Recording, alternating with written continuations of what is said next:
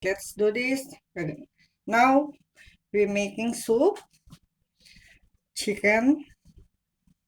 What is this? Oh, yan. Chicken. My garlic. My onion. My ginger. Olive oil. Miswa. At itong star. Ang ating chicken soup. Patola. Patola and bowl of water. Okay. Let's start cooking now.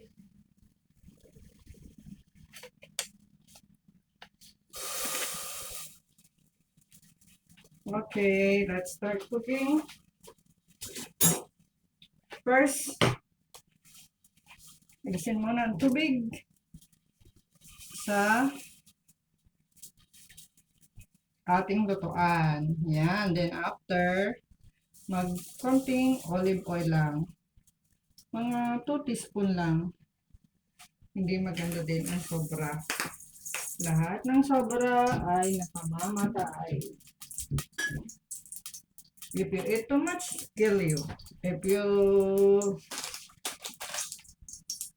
And then, may kulo na siya. Lagyan, medyo ganun-ganun na. Tambol, pampaswerte.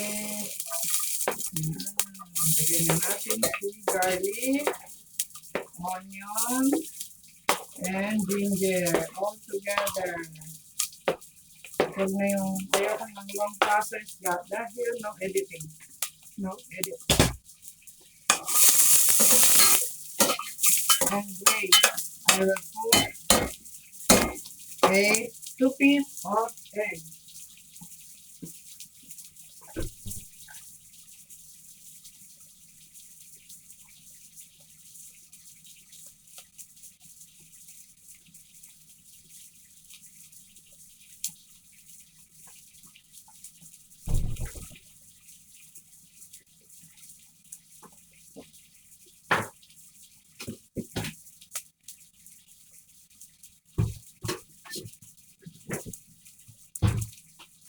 Here's 2 pieces of egg.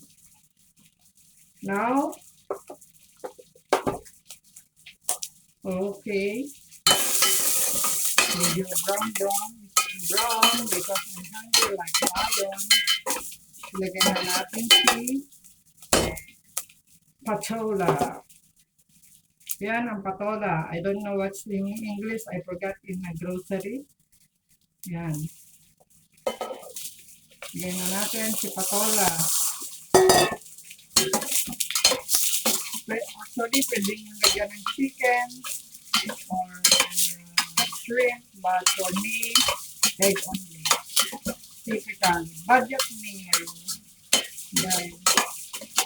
Sa school na, I remember when I was in a grade school, only miswa.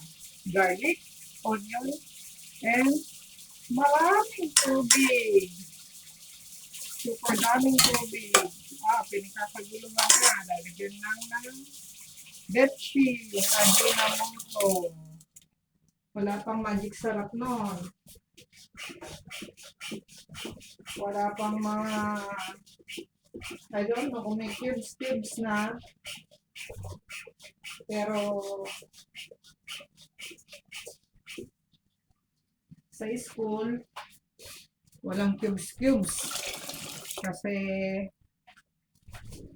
pag public school, hindi uso ang cubes. Ajinomoto. Betchin. Now, I have chicken cubes. I can buy. That's why. Then, i-cover natin. At pag nagkulo, lagay ko si miswa at saka itong 2 boiled egg. Boiled egg. 2 egg, ibibit ko lang siya. Ibit natin.